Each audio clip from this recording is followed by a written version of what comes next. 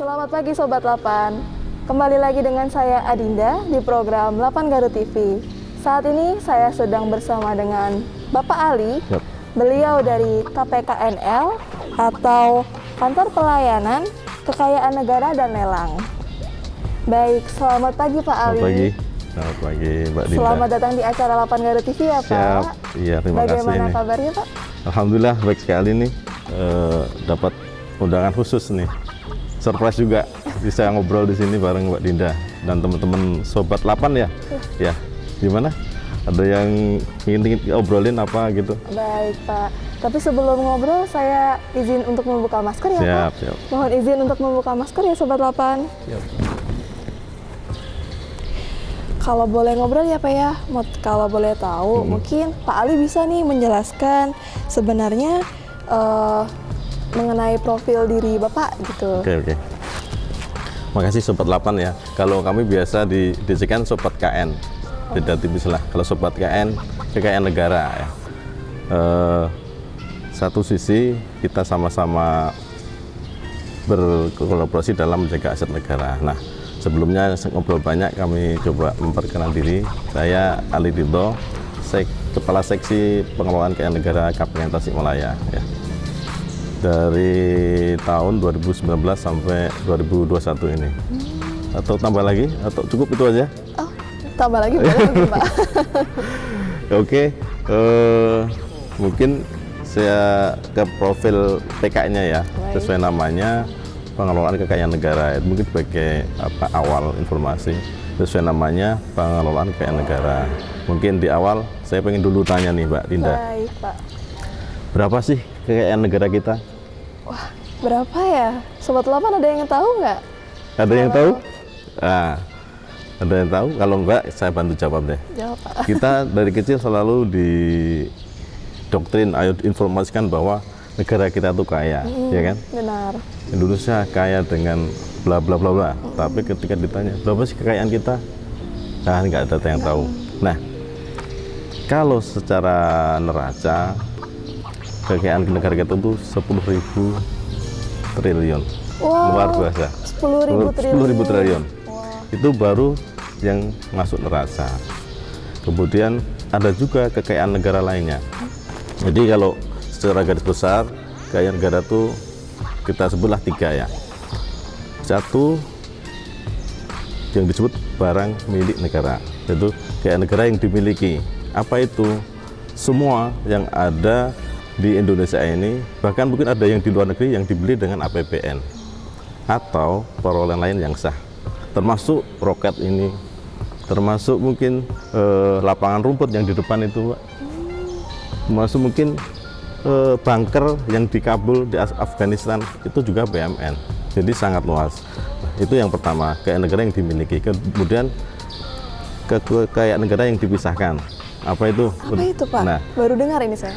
kekayaan negara dipisahkan itu ibarat kita sebuah entitas keluarga ya. Kita menginvestasikan ke sebuah perusahaan. Nah, kalau negara ada juga berinvestasi ke BUMN atau badan-badan usaha lainnya. Itu kekayaan negara yang dipisahkan. Kemudian yang ketiga yang tercantum dalam pasal 33. Ingat nggak? Enggak, Pasal Pak. 33 UUD 45. Nah, mungkin Sobat Lapan ada yang ingat? Iya, ada Nah. nggak Sobat Lapan yang ingat?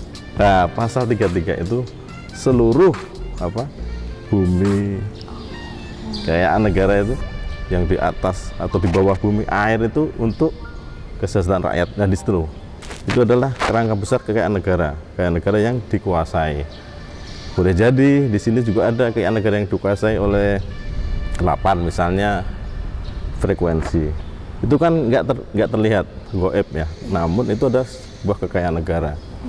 Bahkan di beberapa instansi misalnya bisa disewakan, ya, ada frekuensi yang bisa diperjualbelikan. Itu adalah salah satu contoh kekayaan negara yang dikuasai.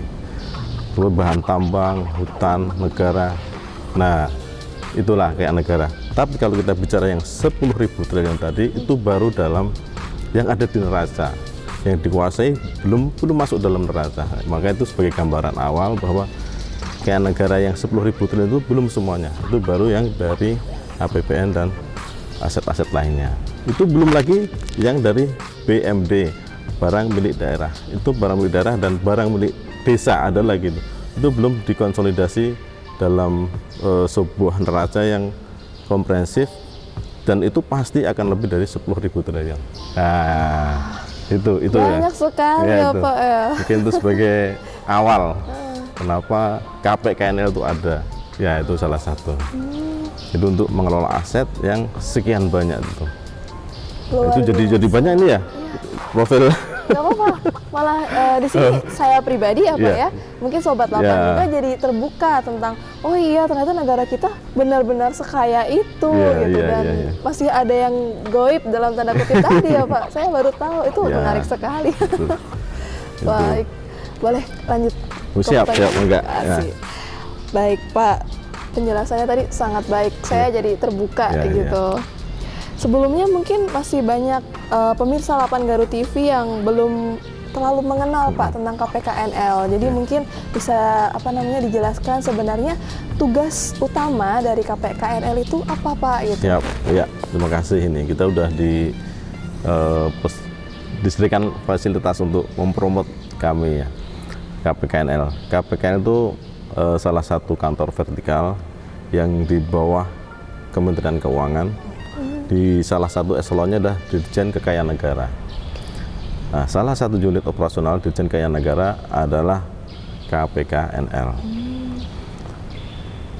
Dari mana ini urutannya kronologisnya? Ya, kalau kita bicara tentang keuangan negara, Presiden itu sebagai penanggung jawab utama. Kemudian menugaskan bendahara umum negara kepada Menteri Keuangan. Nah, di Menteri Keuangan itu kalau kita bicara hanya uang, berarti Anda mata duitan. Jadi Menteri Keuangan ini tidak hanya mengurus uang, tapi dia juga mengurus barang. Jadi ada tugas pengelola uang, pengelola barang. Kalau pengelola uang itu ada di Dirjen Perbendaharaan, kemudian pengelola barang itu ada di Dirjen Kekayaan Negara. Nah, kemudian secara nasional DJKN bertugas untuk mengelola seluruh aset.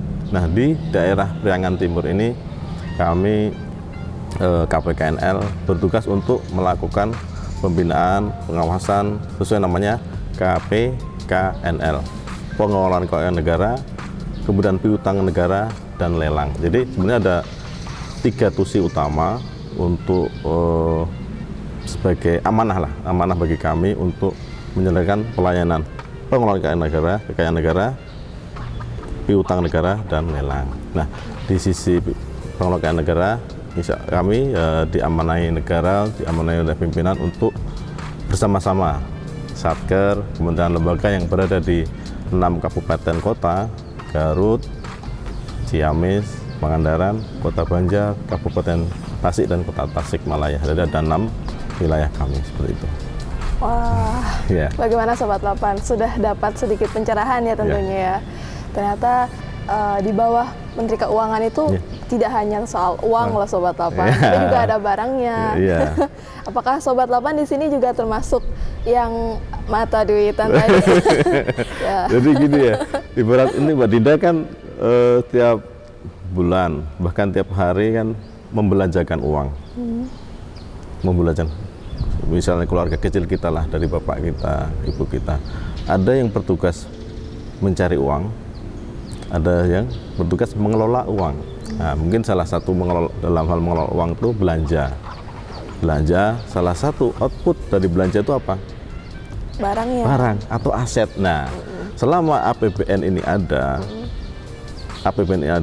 dan dipakai untuk salah satunya untuk membelanjakan dalam bentuk barang, tentu harus ada institusi atau apapun namanya, bisa jadi sekarang DJKN namanya, tapi selama ada aset harus dikelola, ada pihak yang harus mengelola. Misalnya Mbak Dinda dalam 1 bulan ini ada beli sepatu, beli motor, bahkan mungkin beli tanah. Nah, itu kan aset, kan tidak mungkin aset yang kita peroleh dengan susah payah bekerja. Kalau dari konteks negara harus membayar pajak dan sebagainya di seluruh negeri ini, kemudian setelah menjadi aset tidak dikelola dengan semestinya. Nah, ini saya pesan juga ke seluruh sobat 8 ya. Jadi kita untuk membeli aset itu perlu perjuangan. Jangan sampai setelah jadi aset ditinggalkan, mangkrak, bahkan dikuasai pihak lain. Itu adalah sebuah amanah dalam konteks negara ya. Ini di manapun, mungkin yang lagi kuliah, lagi di kampus, oh ini yang kami pakai untuk kuliah tuh aset negara, harus dijaga baik misalnya. Gitu. Yang mungkin lagi di KUA mau nikah, ya itu kan aset negara, ya berlaku berlaku untuk merawatlah dengan aset-aset yang ada. Jadi satu aset ini harus kita perhatikan bahwa itu adalah dari keringat kita, dari pajak, dari PNBP atau perlawanan-perlawanan yang butuh effort yang harus yang tinggi untuk membelinya. Begitu Sobat 8, jadi setelah kita mendapatkan aset, kita juga harus merawatnya ya Pak ya, jangan ditinggalkan atau malah dikuasai oleh pihak lain. Baik, pencerahan yang luar biasa. Baik, boleh lanjut ke pertanyaan berikutnya Pak? Monggo. Baik, untuk pertanyaan terakhir ini Pak, mungkin bisa dijelaskan sebenarnya bagaimana peran penting KPKNL dalam tugasnya terkhusus di bagian kekayaan negara untuk KPKNL Tasikmalaya, Pak? Sebagaimana tadi sampaikan bahwa kita punya tusi tidak hanya PKN ya, pengelolaan negara, piutang negara, ada juga lelang. Sebenarnya piutang pun termasuk aset, aset yang tidak berwujud kan. Misalnya mbaknya punya hutang pernah kan? Punya piutang juga pernah kan? Nah, piutang itu kan sebenarnya aset juga. Oh, misalnya suatu saat kita akan membayar sesuatu. Oh, saya masih punya piutang di A. Itu berarti ada sesuatu yang bisa kita miliki hanya masih dalam penguasaan si A tersebut atau si yang berpiutang, yang punya utang. Nah, khusus di kami PKN, pengelolaan negara itu sebenarnya pengennya meningkatkan proses tata kelola dan pengelolaan barang milik negara yang lebih akuntabel. Nah, dalam bahasa yang lebih mudah, kita tuh pengen mewujudkan 3T. Apa itu Pak 3T, Pak? 3T. 3T itu tertib administrasi, ya, tertib fisik, dan tertib hukum. Nah, itu adalah jargon utama pondasi awal dalam pengelolaan aset. Paling mudahnya, kita selaku rumah tangga, setiap membeli kita catat. Jangan sampai apa yang sudah kita beli tidak tercatat, nanti susah kontrolnya. Setelah dicatat ada, kalau di konteks negara ada aplikasi-aplikasi tertentu, SIMAK, SIMAN itu untuk mencatat. Nah, setelah tercatat rapi, kita pastikan fisiknya ada. Misalnya ini para kameramen ini ada 3 di sini, kan pasti setiap pengadaan dicatat, kemudian dipastikan fisiknya ada. Nanti jadi ketika mau taping atau mau apapun ya, itu ada. Seperti juga roket seperti ini, peluncur roket, itu harus dipastikan fisiknya ada dan bagus. Kemudian yang ketiga, tertib hukum. Nah, tertib hukum dengan lebih berrelasi dengan pengamanan asetnya. Misalnya di sini mungkin ada 80 hektar. 80 hektar itu dari sisi pengamanan, bagaimana sedang 80 itu tetap dalam penguasaan kita. Nah, misalnya juga kita punya tanah negara yang belum bersertifikasi. Nah, tentu kita juga harus segera mensertifikatkannya. Karena apa? Banyak konflik BMN yang berupa tanah itu karena kurang alas haknya. Nah, itu. Jadi misalnya kita mungkin pernah dengar berita, oh aset negara A misalnya berupa tanah di sini atau di kota A itu dikuasai pihak ketiga seperti itu karena belum adanya sertifikat seperti itu. Belum adanya legal di atas hukumnya Pak ya. Betul. Nah, jadi ada 3T tadi. Kemudian yang sekarang sedang kita gencarkan adalah T yang keempat sebenarnya. Wah, apa ini Pak? Pengembangan. tingkatkan pendapatan. Itu menjadi PR besar kita. Jangan sampai aset yang sekian ribu triliun tadi hanya kita pakai hanya untuk tusi saja. Dalam hal ada space kosong yang bahasanya tuh underutilized. Underutilized itu mungkin sobat 8 ada yang tahu ya. Underutilized itu belum dioptimalkan secara penggunaan. Sebelum optimal penggunaannya itu kita akan sewakan. Nah ini saya mendapat case bagus ini. Ini kan 8 punya 20 kamar di sini. Sekarang kita promote ya. Kalau misalnya nanti sobat 8 ada yang berwisata di sekitar Pamengpek atau sekitar sinilah di lokasi ini, entah weekend atau ya itulah apapun lah, dengan ngajak keluarga nanti bisa nginap di sini, ya kan? Satu sisi kita dapat kenyamanan, kamarnya gede-gede nih, kamar gede-gede. Satu sisi juga kita berkontribusi ke negara karena tarif sewa di sini nanti setelah dibayar masuk ke kas negara. Jadi saya terkesan di sini jadi ada pemanfaatan BUMN. Jadi udah T yang keempat nih. Setelah 3T tadi di 8 Garut ini ada udah menjamah ya, menjamah itu apa ya? Udah bervisi untuk meningkatkan aset sebagai sumber pendapatan. Memang aslinya untuk tusi aset itu untuk tugas dan fungsi, tapi dalam hal ada space kosong, ada hal yang berpotensi untuk disewakan, ya seperti tanah di sini bagus banget, ya kan lumayan. Jadi ada umpan balik, negara tidak hanya membiayai pemeliharaan, tapi juga ada umpan balik ke negara, feedbacknya ada pendapatan yang berupa PNBP, pendapatan bukan pajak. Nah ini bagus nih, saya juga udah 1 malam di sini, insya Allah nyaman ya. Nanti kalau ada sobat 8 yang pengen nginep sekitar sini, boleh lah. Ayo main ke sini sobat 8, tenang aja di sini ada penginapan. Tapi booking dulu ya, biar nggak kepenuhan nanti. Kalau penuh bisa informasi lebih dahulu gitu. Untuk sobat 8 yang penasaran dan ingin merasakan seperti Pak Ali ini menginap di salah satu fasilitas 8 Garut, bisa langsung ke sosial media kami ya, dan bisa langsung mengisi link yang ada di sana. Ya. Jadi 2 keuntungan ya, bisa tidur nyaman, kedua bisa jadi kontribusi untuk negara berupa PNBP. Ya. Iya betul sekali. ya, itu mungkin demikian ya. Baik. Mungkin ada lagi ngobrol lain? Mungkin kesan-pesannya main ke 8 Garut seperti apa Pak? Gitu. Oke. Ya. Alhamdulillah nih kami tadi malam nyampe sini, ya keramahan serta keterbukaan para pegawai terutama pimpinan Pak Utomo ya, Utomo sangat ya bersahabat, dan tentu dengan kelonggaran atau keterbukaan itu kami merasa at home di sini. At home kerasan. Dan nanti karena misi kami salah satunya memang untuk mengecek fisik untuk dalam rangka portofolio aset dan mengukur standar barang, standar kebutuhan.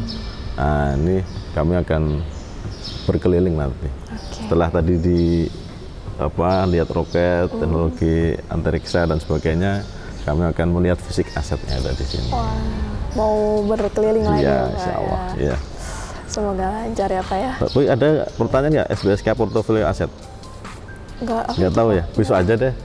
Besok siapa tahu ada season kedua. Jangan spoiler Pak, langsung aja nggak apa-apa Pak. besok nanti biar bisa ada episode berikutnya nanti. Wah. Intinya gini nih, oke biar nggak penasaran banget. SBSK itu jadi setiap BUMN itu kita harus ukur, terutama tanah bangunannya, standar barang, standar kebutuhan. Jadi nanti kita bisa mengukur bangunan atau tanah ini sebenarnya underutilized atau enggak. Kan tadi disebutkan ini underutilized, tapi ukurannya apa? Nah, dengan SBSK ini adalah salah satu alat ukur untuk mengetahui sebuah aset, entah itu tanah bangunan itu underutilized atau over, bisa jadi. Tapi nanti ngomongnya banyak banget ini. Oke. Spoiler sedikit ya Sobat 8. Jadi nanti ada yang over tuh, ada yang under.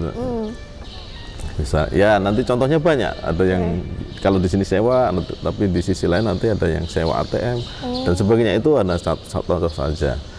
Nanti kita bicara mungkin secara parsial pemanfaatan aset itu apa, terus tata kelolanya seperti apa itu nanti mungkin bisa jadi episode berikutnya lah. Menarik ini Sobat Lapan. Terima kasih loh Pak. Terima kasih. Terima kasih. Terus mungkin ada yang ingin Bapak sampaikan ke pemirsa Lapan Garut TV gitu. Siap. Ya. Terima kasih ini buat Sobat Lapan ya. Kami sudah merasakan sendiri kenyamanan dan keramahan ketika berkunjung ke Lapan Garut.